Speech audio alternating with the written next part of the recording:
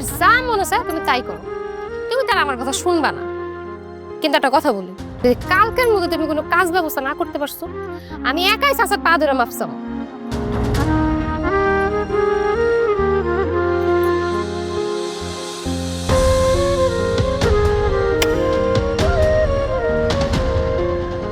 অন্তর ভাই, অন্তর ভাই, কিরে তুই এখানে? আইলাম ভাই তোমার কাছে, একটা বিপদে পড়ে সাহায্য লাগবে। কি সাহায্য ক, যদি পারি অবশ্যই সাহায্য করব।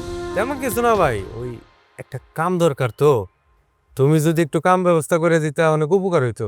দেখ, আমি জানি তোর কাছে খুব দরকার, কিন্তু আমি চাইলে তো তোর কাজ দিতে পারব না। এই জমিটা তোর চাচার কাছে নিয়ে আমি চাষবাস করতেছি। তোর চাচা আমার ডাইকে নিয়ে কইলো, তোর যদি কাম দে তাহলে আমার এই জমিটা নিয়ে যাবো। না না ভাই, সমস্যা নাই, আমি চাই না যে আমার লিগে তোমার ক্ষতি হোক।